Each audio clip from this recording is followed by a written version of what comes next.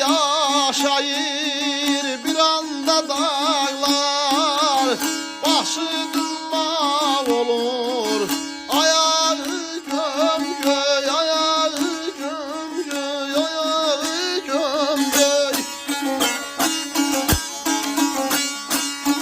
Kalbini getirir dağ meşeleri, gariplik getirir ey dağ meşeleri. Yakılıyam yaşım, uzağı gömgöy, uzağı gömgöy. Habibim imanım benim fermanım.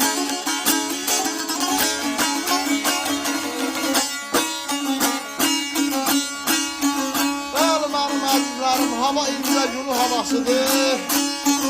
Sözler güzel yazıp yaradan şairlerimizden olan güzel insan Kardeşxan müəllimin sözləridir.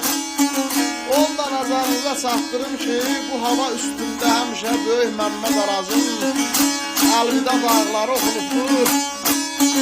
İndi isə mən Kardeşxan müəllimin bu şeirini elə bu hava üzərində sizlərə çatdırıb uzun ömür can sağlığı arzulayıram. Elə bu şeir də Böyük Məmməd Arazın o Əlvida dağlar şeirindən doğan bir şeirdir. Dörd fəsil yaşayır bir anda dağlar, başı dümaq olur, ayağı gömgöy. Qəriblik gətirir dağ meşələri, yaxını yamyaşıl, uzağı gömgöy.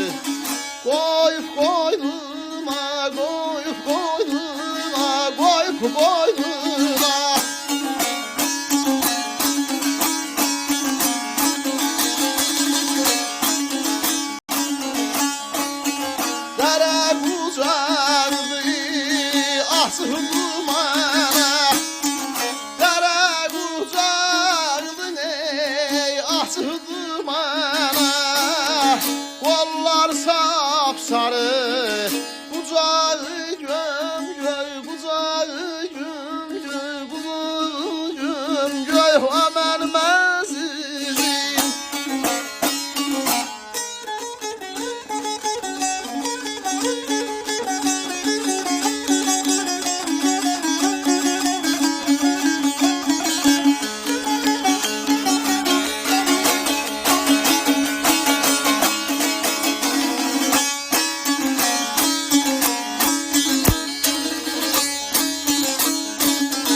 Dağlar yol gözleyen fikirli ana, yollar qollarıdır qoyub qoynuna, dərə qucağıdır açıb dumana, qolları sapsarı, qucağı gömgöy.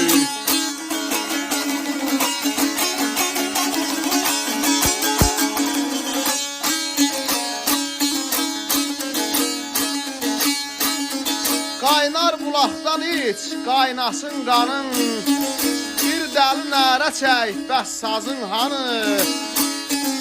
Avqustda şəhərdən gələn oğlanın rəngi bomboz olur, dodağı gömgöy.